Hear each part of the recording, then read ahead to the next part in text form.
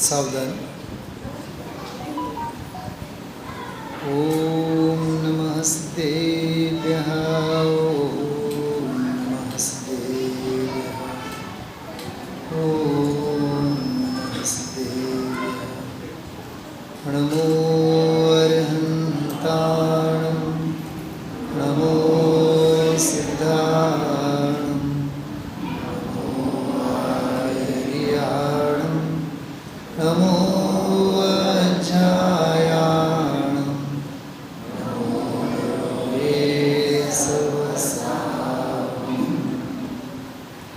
मंगलं भगवान् वीरो, मंगलं गौतमो मणि, मंगलं कुन्दकुन्दार्यो जैनधर्मोऽस्तु मङ्गलम्।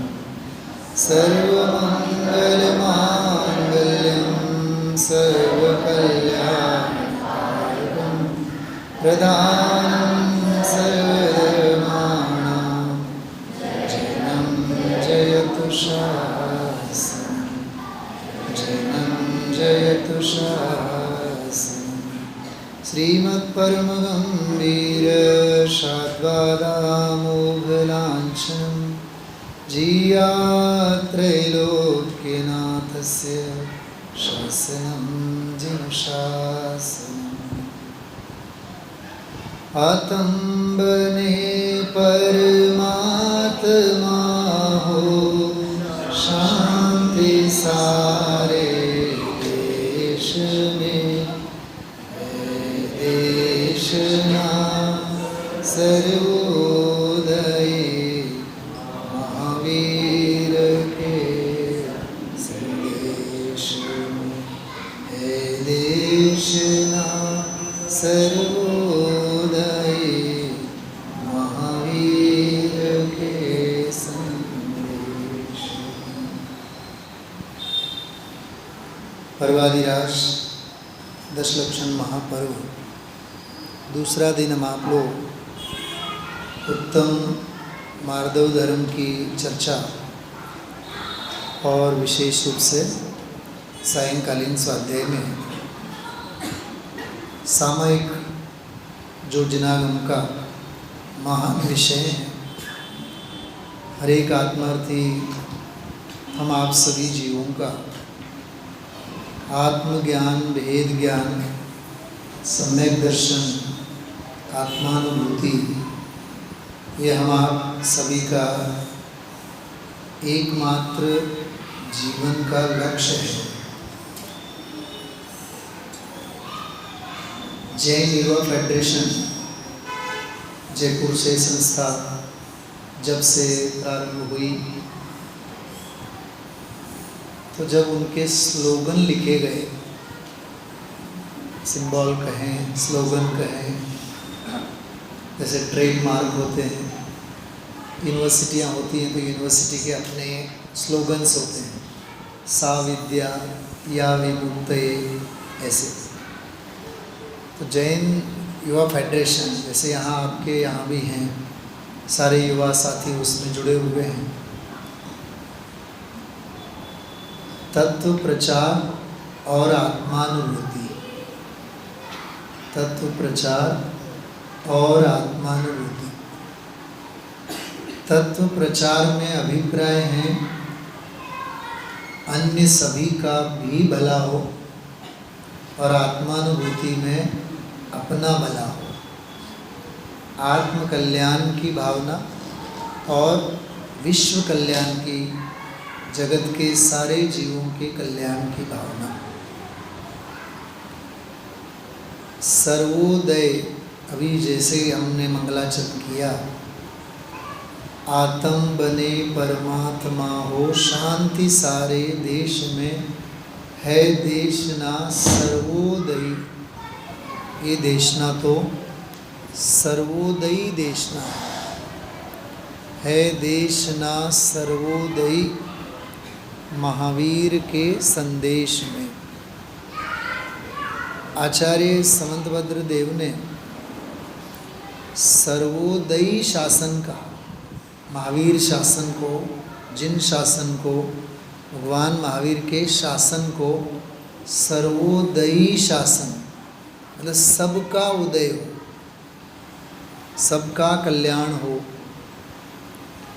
भाषा तो भले ही सबका कल्याण हो, सबका उदय हो, भाषा तो ऐसी, लेकिन जैसे एक औषधि में एक औषधि के लिए विशेषण प्रयुक्त होता है, रामबाण औषधि, सुना होगा आप लोगों ने। हम थोड़ी साहित्यिक भाषा है निशिकांत जी। और आपके बंधुराज का नाम क्या है सबसे छोटे? औषधि कैसी होती है? अमोघ औषधि। सहज मुझे याद आया इसलिए बोल रहा हूँ। अमोघ, उसका आप डिक्शनरी निकाल के देखिएगा, अमोघ शब्द का कितना बढ़िया गंभीर अर्थ किया है। वो लक्ष्य कभी भी चूके नहीं, वो असर कारक ही होवे, मतलब तत्व का स्पर्श होवे, तत्व की बात सुने, पाषाण हृदय जीव भी पिघले बिना नहीं रहे। कमठ का क्या हुआ? 10-10 भावों तक पार्श्वनाथ को वैर विरोध के परिणामों से उसने नहीं छोड़ा, 10-10 भाव तक, बराबर। लेकिन अंत में तो उन्हीं पार्श्वनाथ के चरणों में नतमस्तक होते हुए जैनेश्वरी दीक्षा लेने के भाव उस कमठ को हुए। गुरुदेव श्री इसके लिए एक बहुत बढ़िया बात करते थे, सूत्र याद रखने लायक हैं। स्वभाव बेहद होता है। स्वभाव कैसा होता है? बेहद, अनहद बोलते हैं, अमर्याद। स्वभाव बेहद होता है, विभाव की हद होती है। बहुत गजब का मंत्र है। जैसे अभी बच्चे कषाय के प्रतिकूल परिणामों की बात कर रहे थे, मेरे दिमाग में वो बात चल रही थी। उसको गुजराती में हम लोग ऐसा बोलते हैं, स्वभाव बेहद होई छे, विभावनी हद होई छे। प्रदीप जी बात समझ में आ रही है? क्रोध जो है, मान जो है, माया जो है, लोभ जो है, कोई भी कषाय, हास्य, रति, अरति, शोक, भय, जुगुप्सा, स्त्री वेद, पुरुष वेद, नपुंसक, कषाय की मर्यादा है, कषाय की उम्र है, कषाय का एक काल है। जैसे लोक में कहते हैं ना, काल सर्प योग, काल सर्प योग, तो कषाय का एक योग होता है, कषाय का एक काल, उसकी एक मर्यादा होती है। स्वभाव बेहद होता है। जैसे वीतरागता प्रकट होती है, वीतरागता चौथे गुणस्थान में ही आंशिक रूप से प्रकट होती है वीतरागता, आगे गुणस्थानों में और विशेष दृढ़ होती है। संपूर्णता तो, पूर्णता तो 13वें में प्रकट होती है, बराबर, 12वें के अंत में, 13वें में। उसके बाद तो फिर अच्छा, उस वीतरागता का कभी अंत होता है निशिकांत जी? उसको अपन करणान योग की भाषा में, अपनी शास्त्रीय भाषा में क्या कहते हैं? सादी अनंत काल के लिए रही है, अनंतानंत यथा तथा शिव परिणाम। बात समझ में आ रही है? उस सादी अनंत काल के लिए। इसका अर्थ ये हो गया, जो वीतरागता धर्म, तो वीतरागता रूप जो धर्म है, क्षमा, मार्दव, आजव, शौच, सत, संयम, तप, त्याग, आकिंचन्य आदि, ये तो धर्म के लक्षण हैं। धर्म तो वीतरागता है, बरोबर, वो तो अनहद हैं, बेहद हैं। कषाय को तो हार आज नहीं कल मानना ही होगा, उसका अंत तो सुनिश्चित है। और कषाय से क्लेशित जीव को कभी सुख साथा, निराकुलता तो हो नहीं सकती है। इसलिए हम आप लोगों को इस संदर्भ में इस बात को बहुत सहज होकर के सुनना होगा।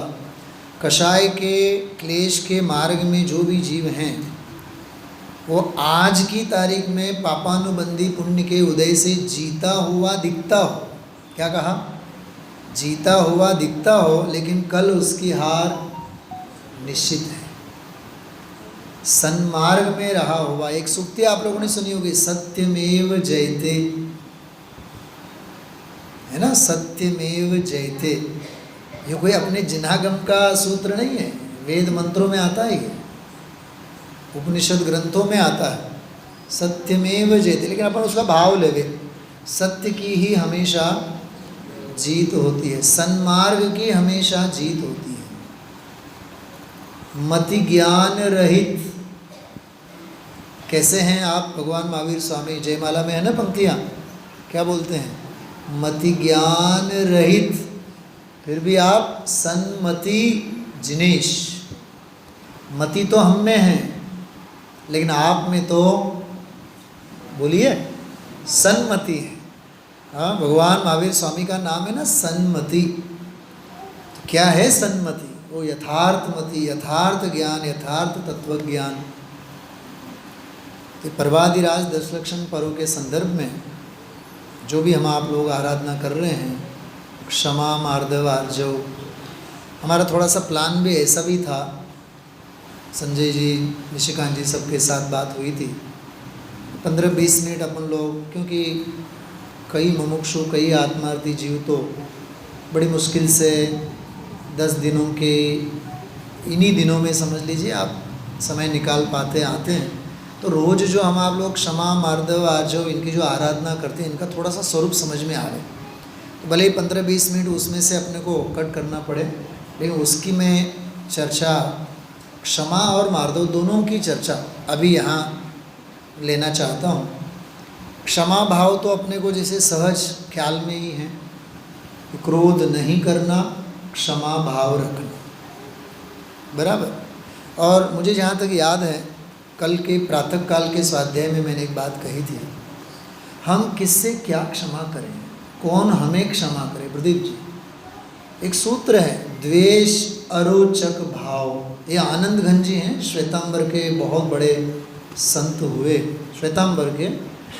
कुछ गुरुदेव श्री को जब वो पालेज में थे निशिकांत जी, तब सज्जाय माला मतलब स्वाध्याय माला के नाम से 4 भाग, एक एक वॉल्यूम में 400-500 भजन, तो 1500 से 2000 भजन पद थे उनमें एक पद आता है, उस पद में ये पंक्ति है, द्वेष अरोचक भाव, कि स्वभाव और स्वरूप के प्रति अरुचि का होना। क्या कहा? स्वभाव और स्वरूप के प्रति अरुचि का होना, ये क्या है? द्वेष। पद्मनंदी पंचमशिका में एक बहुत बढ़िया उदाहरण दिया है। जैसे किसी को बुखार होवे, बताइए, बुखार यदि आ जाए अपने को, तो जिह्वा की स्वाद चली जाती है ना, जिह्वा जो है ना अपनी, वो स्वाद नहीं पकड़ पाता है। कहने का मतलब दूध कैसा लगता है बताओ आप? बुखार होवे मुझे, और पहले तो दूध पीना वो जहर है बुखार में, लेकिन वो दूध का स्वाद लगता कैसा है? कड़वा ही लगता है ना। तो दूध जब कड़वा लग रहा है, समझ लेना कि बुखार है। बात समझ में आई? एक बार दोहराएंगे इस बात को आप। क्या कहा? दूध जब कड़वा लग रहा होवे तो क्या समझना चाहिए? बुखार है। जब तत्वज्ञान की बात नहीं सुहाती है तो समझ लेना चाहिए मिथ्यात्व का बुखार है। ये उसका सिद्धांत है। अब इसको और आप झूम करके विचार करके सोच सकते हैं। आत्मा की बात सुनना पसंद नहीं है, तत्व की बात सुनना पसंद नहीं है, धर्म की बात, धर्म क्षेत्र पसंद न हो, मंदिर जाना पसंद न हो। कैसे अपन लोग सोचें कि दर्शन के लिए बच्चे को कहते हैं तो दर्शन के लिए जाना नहीं है, लेकिन टीवी देखने के लिए कहें तो घंटों बैठा रहेगा वो। अनंतानुबंधी मोह का उदय चल रहा है उसका, अनंतानुबंधी क्रोध का उदय, औदयिक भाव चल रहा है उसका, वो चाहे वो 8 साल का हो चाहे 80 साल का हो। तत्व सुहाता नहीं है। आत्मा मतलब कौन? आत्मा मतलब मैं स्वयं। 1 मिनट के लिए मैं उसकी स्टोरी की बात करता हूँ बच्चों के हिसाब से। बेटा क्या नाम है आपका? स्तुति, श्रुति, स्तुति, सॉरी स्तुति ना, हाँ स्तुति समझ लीजिए। स्तुति बच्ची गई है अपने lower KG higher KG school में अब जो टीचर पढ़ाती हैं सभी बच्चों को कि A for apple, B for ball सब समझाती जाती है। जब वो आती हैं आई पढ़ाने के लिए, तो आई पढ़ाती हैं, सुधी बताओ, तो आई जब बोलती है तो मैडम के हाथ कहाँ होते हैं, टीचर के हाथ कहाँ होते हैं, अपनी तरफ होते हैं ना उसकी। आई मीन्स आई, तो स्तुति क्या समझ जाती है मालूम, आई मतलब मैडम। और घर जाती है, मम्मी पूछती है बेटा आज कुछ पढ़ के आई, मम्मी बहुत जोरदार। वो ए फॉर एप्पल वाली बात, बी फॉर बॉल वाली बात, वो बातें तो बहुत वो कॉमन है, लेकिन आज कुछ डिफरेंट हम करके आए हैं कि आई फॉर मैडम। तो माँ भी भेद विज्ञानी होती हैं।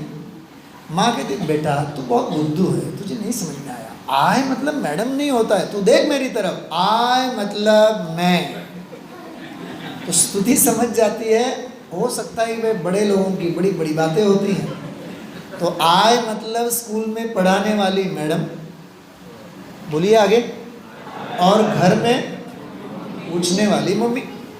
अब दूसरे दिन पप्पा की तो लाडली परी, तो पप्पा पूछते हैं बेटा होमवर्क कंप्लीट। अरे पप्पा आजकल की जो सच में है ना, मम्मियाँ भी इतनी होशियार होती हैं, वो अर्थ गौरव करना समझती हैं। टीचर ने एक अर्थ बताया, मम्मा ने तो दूसरा अर्थ बताया। अब पप्पा बोलते हैं बताओ तो सही कौन से अर्थ हुए, पढ़ाने वाली टीचर और पूछने वाली मम्मी। लेकिन वो कार साफ करते करते पप्पा बोलते हैं बेटा न उसका अर्थ टीचर होता है, न उसका अर्थ मम्मी होता है, आई मतलब मैं। अब बताओ आप स्तुति को आई के कितने अर्थ याद हुए? तीनों में से अर्थ कौन सा सही है? बस श्रद्धा ज्ञान चारित्र के अर्थ में हमारी सबसे बड़ी भूल ये होती है, हम सम्यक दर्शन के नाम से समझते हैं कि हमने तत्व पढ़ लिए, धर्म सुन लिए, सम्यक दर्शन तो हो ही गया। बात समझ में आ रही है? हमने थोड़ा बहुत शास्त्र सुन लिया, शास्त्र पढ़ लिया, थोड़ा सा ज्ञान का काम कर लिया, आधा अधूरा कुछ भी सुन लिया तो ज्ञान का पुरुषार्थ हो गया, सम्यक ज्ञान हो गया। ऐसे कुछ क्रियाएं कर ली, हमें लगता है कि हमने चारित्र तो कर ही लिया। ये जो श्रद्धा ज्ञान चारित्र संबंधी जो भूल होती है, वो आय का अर्थ तीनों जो बता रहे हैं, टीचर, माँ और पिता, वो बताने का उनका अभिप्राय तो बिल्कुल सही है, आय मतलब मैं ही होता है। लेकिन जब तक वो बच्ची स्तुति टीचर को, माँ को और पिता, इन तीनों को भूल करके जब आय का अर्थ मैं होता हूँ ऐसा भावासन नहीं उसे होगा, तब तक तीन काल में कभी भी वह आय का अर्थ तो नहीं ही समझ पाएगी। जैन दर्शन यही हमें समझाता है, अपने आप को पहचानो। अपनी पहचान ये जैन दर्शन है। निशिकांत जी, ये 14वीं 15वीं गाथा है जो मैं बोल रहा हूँ। जैन दर्शन मतलब आत्मानुभूति ही जैन दर्शन है। बात समझ में आ रही है? एक और एक वाक्य में बोल रहा हूँ, आप लोग सभी एक बार दोहराएंगे मेरे साथ, मुझे भी अच्छा लगेगा, सारी सभा भी जागृत होगी। बराबर? जो सप्तम गुणस्थान को छूने के मूड में हों वे छठे में आ जाए। बोलूँ मैं जल्दी बोलता हूँ, आप दोहराएंगे उस वाक्य को, लिख के रखेंगे। आत्मानुभूति ही जरूरी है, बाकी सब मजबूरी है। बोलिए आप लोग। बस ये हम आप लोगों को धर्म सिखाता है, यही सीखना है। आत्मानुभूति ही जरूरी है और बाकी सब मजबूरी। अमोघ जी, बात समझ में आई? हाँ, आत्मानुभूति ही जरूरी है, बाकी सब मजबूरी है। वो चाहे आजीविका हो, जीवन के चाहे जितने भी मतलब घटाटोप जिसे कहते हैं ना, वीरम किम परेण कार्य कोलाहलेन, अकार्य कोलाहल से अब तो बस करो। इसलिए अपने आप की पहचान ये सच में निष्क्रोध भाव है, क्षमा भाव है। अच्छा, कोई ऐसा समझे कि हम क्रोध करेंगे, 3 बातें मैं कह रहा हूँ, 2 मिनट के अंदर वो तीनों बातें होंगी। हम क्रोध करेंगे तो नरक जाना पड़ेगा, नरक के भय से क्रोध नहीं करना एक क्षमा नहीं है। व्याख्या नहीं करूँगा, केवल सांकेतिक भाषा में बोल रहा हूँ। नरक के डर से क्रोध नहीं करना एक क्षमा नहीं है। बात सही समझ में आ रही है? नहीं, हम यदि क्षमा अंगीकार करेंगे तो हमें स्वर्ग मिलेगा, तो स्वर्ग के लोभ से क्षमा अंगीकार करना ये भी क्षमा नहीं है। मेरा स्वभाव ही क्षमा स्वरूप है, आत्मधर्म है, आत्म स्वभाव है। ऐसे क्षमा स्वभावी आत्मा स्वयं के स्वभाव की पहचान करना ये मेरा कर्तव्य है, और यही मेरा कर्तव्य है, और यही मेरा आत्मधर्म है। ऐसी समझ पूर्वक कल्याण के मार्ग में लगना ये सचमुच में उत्तम क्षमा है। तीनों बातें समझ में आगे बढ़ते हैं। मृदोर्भावः मार्दवम, कोमलता के परिणाम। आज संजय जी वो बात स्किप आउट हो गई मेरे दिमाग में से, जिन पंक्तियों का मैं अर्थ कर रहा था उसमें मार्दव धर्म की जो अष्टक वाली जो पूजाएं आई थी, अष्टक की पूजा में तीसरी और चौथी पंक्ति में जो बात आई थी उसमें ये लिखा था कि मैं चैतन्य स्वभावी भगवान आत्मा को जानूं पहचानूं, ये है मृदुता। उसमें देखिए आप कितनी बढ़िया पंक्ति है, इतनी सुंदर पंक्ति लिखी है। मुझे यदि पुस्तक हो तो देना अक्षर, केवल 2 पंक्ति। वो कहना तो मैं वही चाहता था, बहुत मार्मिक बात थी। नहीं वो वाली अपनी हाँ शाश्वत,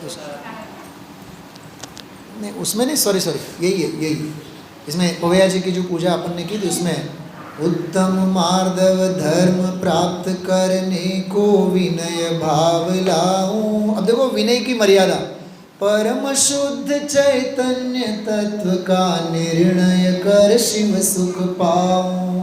बहुत मर्म है इसमें। परम तत्व जो शाश्वत सुख स्वभावी भगवान आत्मा। आप लोगों ने जो हमारे विवेक जी भाई साहब बैठे हैं, वरिष्ठ विद्वान गुलाब चंद जी भाई साहब हैं, सारे शास्त्रीय विद्वान इस बात को समझते हैं। जो भी अभ्यास वर्ग है, हमारे प्रशांत सर जी भी विराजमान हैं। ये जो बाइबल है ना, बाइबल निशिकांत जी, बाइबल के लगभग हर पन्ने में, मैंने तो राजकोट जाने के बाद बाइबल का गुजराती वर्जन मैंने पढ़ी है। लगभग हर एपिसोड में, हर किस्त में, हर प्रकरण में एक वाक्य आता है, नो दाई सेल्फ। क्या कहा? No thy self. ये जो डॉक्टर साहब की जो पुस्तक है ना, मैं कौन हूँ, उसका इंग्लिश में ट्रांसलेशन जो है उसका नाम यही रखा है, मैं कौन हूँ। तो नो दाई सेल्फ, अपने आप को पहचान। मतलब हमें अपने आप की पहचान नहीं है, ये सबसे बड़ा अज्ञान है। हा? अपने में अपना पन जब होगा, निज आत्मा तब भगवान होगा। शुद्धात्मा का श्रद्धान होगा, निज आत्मा तब भगवान। संजय जी, हाँ, रत्न त्रय आराधन होगा, गुप्ति समिति का पालन होगा। मैं जो पंक्ति बोल रहा हूँ सुनना ध्यान से, डर लगेगा आपको। जिस दिन ये पापी मन पावन होगा, क्या कहा? जिस दिन ये पापी मन पावन होगा, निज आत्मा तब। हमें गुस्सा आता है तो बात बात में अपन कहते हैं हम देख लेंगे। अरे तुम देखोगे क्या? तुम देखने वाले को देखो तो बहुत है। हाँ, क्या कहा? तुम देखने वाले को देखो बहुत है, और देखने वाले को देखने वाला ही आँख वाला होता है, बाकी सब अंधे होते हैं। बात समझ में आई? हाँ, देखने वाले को देखने वाला ही आँख वाला होता है, बाकी सारे तो अंधे होते हैं। सम्यक ज्ञान दीपिका क्षुल्लक धर्मदास जी शिखर जी की वंदना करके आए, दौड़े दौड़े आया, अपने गुरु से कहा, गुरु महाराज हम तो 6 माइल 6 किलोमीटर जितना भी है, हाँ, अरे दौड़ के चले गए, चंदा प्रभु देखा, पारसनाथ देखा, सारे टोकों की वंदना की, आनंद आनंद आनंद आ गया। गुरु ने पूछा और क्या देखा? अरे सब कुछ देखा। और क्या देखा? सब कुछ देखा। गुरु ने पूछा देखने वाले को देखा? शांति कुमार जी। तो क्षुल्लक धर्मदास जी ने जवाब दिया, साहब वो तो हमारे ध्यान बाहर रहा। तो गुरु ने कहा, तू देखने वाले को नहीं देखता है क्या, अंधा है? अरे इस सोच में से तो सम्यक ज्ञान दीपिका ग्रंथ का अवतरण हुआ। इस एक सोच ने, गुरु के एक वाक्य ने क्षुल्लक धर्मदास जी को सम्यक ज्ञान दीपिका, जो आप लोग वो संसार दर्शन बच्चों के पास से शायद सांस्कृतिक कार्यक्रम वगैरह कराए होंगे, वो जो सांप है ऊपर लटका हुआ है, हाँ, चूहे आकर के काट रहे, ये सारा दृश्य जो है ना लेशाओं वाला, वो सबसे पहले सम्यक ज्ञान दीपिका में क्षुल्लक धर्मदास जी ने उसका चित्र बनाया, उसकी कथा भी लिखी पूरी की पूरी। कहने का तात्पर्य ये है कि एक अच्छी सोच, गुलाब चंद जी, ये जो अपने क्या नाम मोबाइल डिजिटल में जो एक आता था ना अपना, जो रिकॉर्डिंग उसमें करके अपन रखते हैं, स्टीव जॉब्स जो डिजिटल उन्होंने एप्पल, हाँ एप्पल आईपॉड, हाँ आईपॉड जो निकाला था, तो उनका एक बहुत बड़ा सेमिनार अहमदाबाद में था। तो हम लोग कॉलेज के सारे मित्र लोग गए थे वो खास स्पीच सुनने के लिए।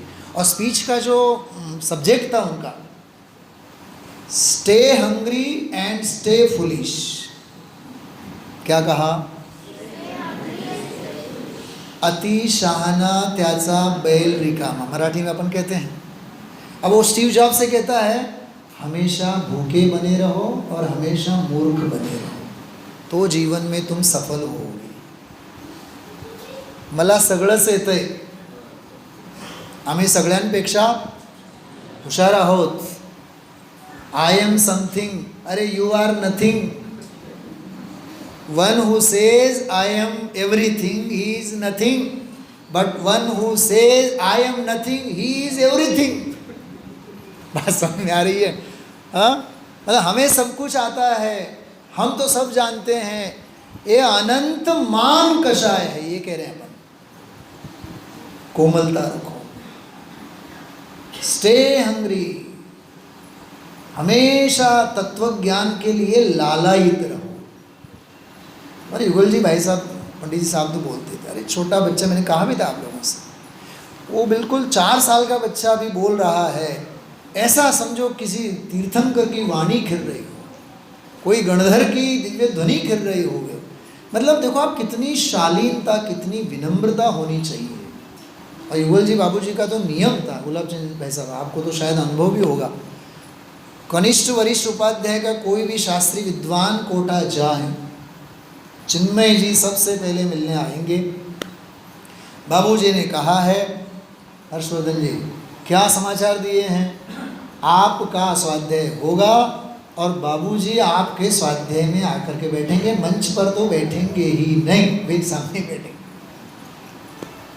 देखो आप, इतने प्रकांड विद्वान, पत्रिका में जिनका नाम भर पढ़ करके हजारों लोगों की लाइन लग जाती होगी, ऐसे बड़े विद्वान। विद्वत्वं च नृपत्वं च नैव तुल्यं कदाचन, स्वदेशे पूज्यते राजा विद्वान सर्वत्र पूज्यते। लेकिन देखो आप, विनम्रता, ये कोमलता की बात है। थोड़ी सी मैं आपको इसी मार्दव और इसी क्षमा धर्म के बारे में, मेरे पास आज ही दोपहर बहुत सुंदर मराठी में थोड़ा सा साहित्य आया है, मैं व्याख्या तो नहीं करूँगा, केवल पढ़ेंगे। आप सभी को देखिए, माता बहनों को सबको क्षमा धर्म, मार्दव धर्म, 10 धर्मों के ध्यानत्रय जी की पूजा के हरिगीतों सबको कंठस्थ है। कर्नाटक, महाराष्ट्र, एमपी, यूपी सब जगह कहने की आवश्यकता नहीं है। उधर तो हम लोगों को कहना पड़ता है कि भाई आ બધું મોઢે કરવા જેવું છે, याद करवा જેવું છે, गुजराती में कहना पड़ता है। ठीक है, मेरे साथ आप लोग दोहराएंगे। क्षमा धर्म के बारे में पहले पढ़ेंगे, फिर मैं अर्थ पढ़ता हूँ। पीड़े दुष्ट अने बांध मार बहु विधि करे, धरिए छिमावे वे कोपन कीजे पीतमा, उत्तम छिमागो रे भाई, इह भव जस पर भव सुखदाई, गाली सुनी मन खेदन आनो, गुण को गुण कहे अयानो, कहिए अयानो वस्तु छीने, बांध मार बहु विधि करे, घर ते निकारे तन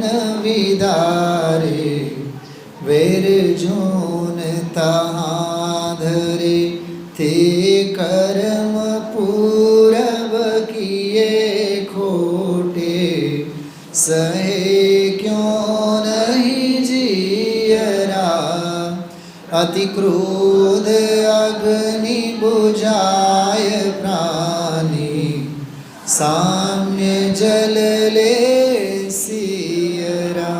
सुनिए, इसका अर्थ बहुत सुंदर, बहुत भाववाही अनुवाद है। उत्तम क्षमा धर्माचे स्वरूप स्पष्ट करताना पंडित ध्यानत्रयजी म्हणतात, कोणी दुष्ट पुरुष एखाद्या व्यक्तीला मारण्याची चेष्टा करीत असेल, विविध प्रकारे बंधनात ठेवत असेल किंवा नाना प्रकारे कष्ट देत असेल, तरी देखील जे सज्जन पुरुष आहेत ते कधीही क्रोध करीत नाहीत, ते तर क्षमा स्वरूपी विवेकाला नेहमी धारण करतात। हालांकि ये सब लौकिक क्षमा से संबंधित है, लेकिन इसका भाव बहुत गहरा है। अब एक चित्र खींचा है, ये सारा का सारा वर्णन जो आगे है ना, परमात्म प्रकाश की टीका में है। क्षमा धर्म से संबंधित एक स्वतंत्र गाथा है, और उस गाथा में पूरी की पूरी टीका, ऐसा लगता है जैसे यही ध्यानत्रय जी ने वहीं से लिया, इतना बढ़िया है। हे बंधो, उत्तम क्षमेला धारण केल्यामुळे इह भवात यश व परभवात सुखाची प्राप्ती होते। जर कोणी आपल्याला शिवीगाळ करीत असेल, गाली सुन मन, वहाँ से बात कर रहे हैं, जर कोणी आपल्याला शिवीगाळ करीत असेल तर मनात खेद अथवा शोक आणू नये। कोणी अज्ञानी, दुष्ट अथवा मूर्ख व्यक्ती आपल्याला आपल्या गुणांना अवगुण म्हणेल, आपली वस्तू हिसकावून घेईल, एवढेच नव्हे तर आपल्याला अनेक प्रकारे त्रास देईल, बांधून ठेवेल, घरातून काढून टाकेल, शरीराचे तुकडे तुकडे देखील करेल, तरी देखील वैर भाव धारण करू नये। ये प्रैक्टिकल बात तो है नहीं। अर्घ्य बोलना बहुत सरल है, 2 मिनट में तो अर्घ्य बोल करके स्वाहा करके क्षमा धर्म का भी स्वाहा कर लेते आकाश जी, लेकिन इसका जो फॉलो अप है, इसका जो एप्लीकेबल मैटर है, ये जीवन का गारुड़ी मंत्र है। बात समझ में आ रही है? कितना मतलब देखो आप गहरी बातें हैं। हे जीव, अब सुनो सिद्धांत, करणाने का सिद्धांत कितना गहरा लिया उन्होंने। हे जीव, पूर्व जन्मात खोटे कर्म केले आहेस। चेलना जी को याद करो, आप सती चेलना को याद करो। समझ में आ रही बातें? हाँ कि ना? सती अंजना को याद करो। गुलाब चंद जी सच में उस प्रसंग को याद करते हैं तो अपने आँखों में अश्रु की धारा आ जाए। सगर्भ अवस्था में सास ससुर ने तो निकाल दिया, बराबर, लेकिन माता पिता ने तो अपनी बेटी घर लौट के आए उससे पहले ही नगर जनों को घोषित कर दिया, सूचना दे दी कि वह उस सगर्भ अवस्था में नगर में प्रवेश नहीं करना चाहिए। उधर सास ससुर ने निकाल दिया, इधर माता पिता ने आने से मना किया। अब आप सती अंजना विचार कीजिए। ये है सिद्धांत। जे पूर्व जन्मात खोटे कर्म केले आहेस ते तुला स्वतःलाच सहन करावे लागतील, म्हणून क्रोध रूपी अग्नीला समता रूपी शीतल जलाने शांत करणे हाच उत्तम क्षमा। अब बिल्कुल जिसे कहते हैं ना अपन लोग सर्वभोग्य, निशिकांत जी, सर्वभोग्य क्षमा भावना की बात बात में अपन चिल्ला जाते हैं, जिल्ला जाते हैं, आकुलता करते हैं। जैसे सुबह के भी स्वाध्याय में मैंने एक सांकेतिक भाषा में कही थी, हमारे वाद विवाद, वितंडावाद, हमारे जो मनोमालिन्य हैं, वे हमारी धार्मिक प्रवृत्तियों के ऊपर ही ताला लगा देती है। प्रदीप जी, हाँ, समन्वय करना हो तो कषायों के मामले में करना, समन्वय करना हो तो धंधा व्यापार के मामले में करना, धर्म के नाम से कभी भी समन्वय नहीं करना।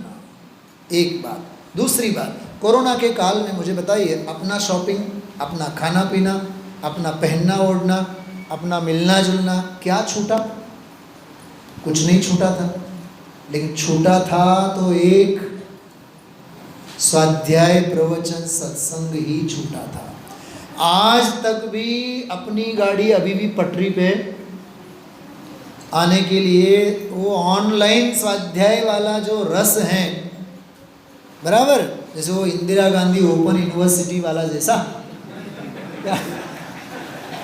आकाश जी, हाँ, ऑनलाइन हम तो भाई घर ही घर में बैठते हैं। संजय जी ऑनलाइन लैपटॉप पे बढ़िया मंदिरों के दर्शन कराते हैं। हमारी तो शिखर जी की भी यात्रा, हमारे की तो गिरनार जी की भी यात्रा लैपटॉप पे होती है। बढ़िया मंदिर के बड़े बढ़िया दर्शन होते हैं। और जैसे ही यहाँ जावानी के ज्ञान ते सूझे लोगालक, उधर तुरंत कॉफ़ी का कप भी आ जाता है, न्यूज़पेपर भी आ जाता है, काम वाले आते हैं तो काम वालों को काम भी सौंप देते हैं। सब कुछ दे हरी। नहीं, आप लोग हंस रहे हैं, लेकिन देखो अपना प्रमाद कहाँ ले गया हम आप लोग। गुलाब चंद जी भाई साहब, हाँ, अरे सत्संग साक्षात समोशरण है।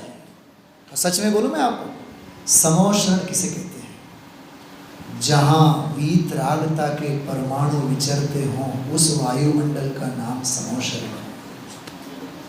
निशिकांत जी, और आपका घर और बंगला किसे कहते हैं? जहां राग और द्वेष के ही परमाणु विचरण करते हो, उसका नाम घर है। जहां विकथा और विषय भोगों के अलावा कुछ और नहीं सूझता, उसका नाम घर है। और जहां वैराग्य और तत्व ज्ञान के अलावा कुछ नहीं सूझता है, उसका नाम समोशरण है और मंदिर है। इसलिए तो बच्चे गा गा करके रोज सुनाते हैं, मंदिर जी में आना, पाठशाला आना। कितना कितना चीखते चीखते चिल्लाते हैं, अपने को सुनाते हैं। सुनना आप लोग, समझना। एक शब्द आता है इंग्लिश में वर्चुअल, वर्चुअल, दूसरा आता है एक्चुअल। आप लोग हंसेंगे लेकिन मैं बोलूंगा जरूर। अमोक जी, स्वाध्याय कैसा होना चाहिए? वर्चुअल। तो जम्मू कश्मीर की यात्रा, हाँ, लोनावला की यात्रा, यात्रा तो यात्रा क्या है, उसको यात्रा कहेंगे। बस कुल्लू मनाली, हाँ, घूमने फिरने के लिए पर्यटन स्थल कहते हैं ना मराठी में, कितना बढ़िया स्थल है। पर्यटन स्थलों की जो अमंगल यात्रा है वो तो एक्चुअल में चाहिए। अच्छा, रिसेप्शन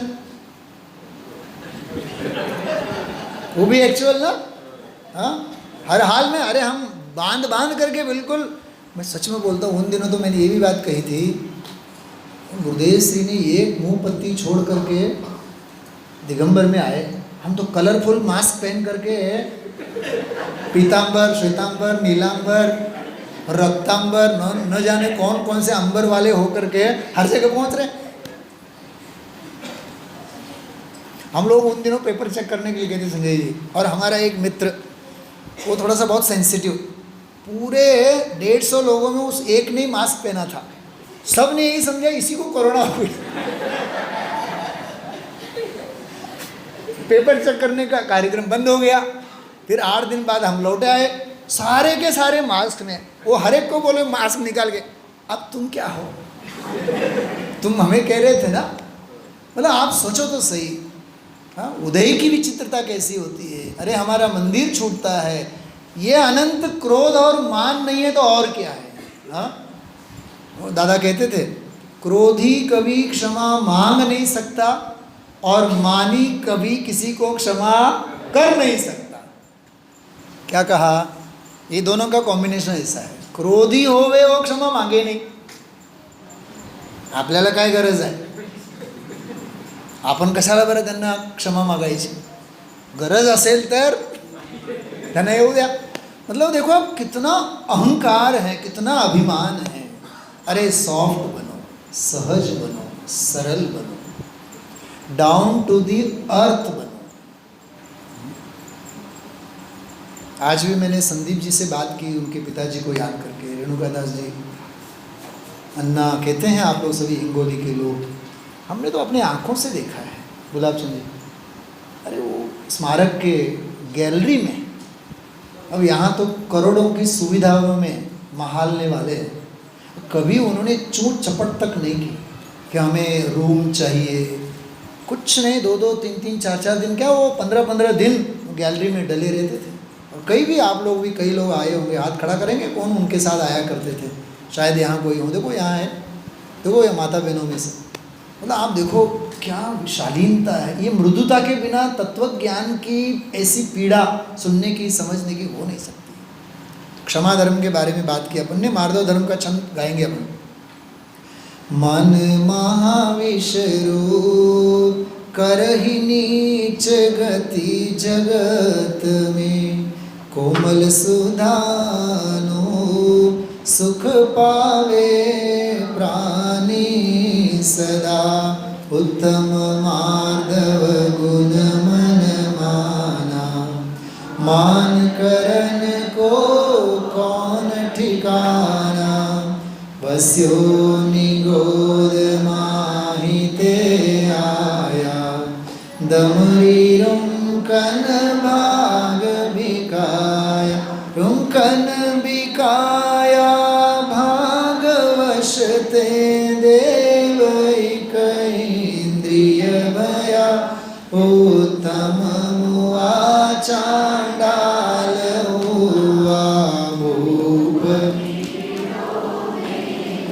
जीतव्य जोवन धन गुमान, कहा करे जल बुध बुधा,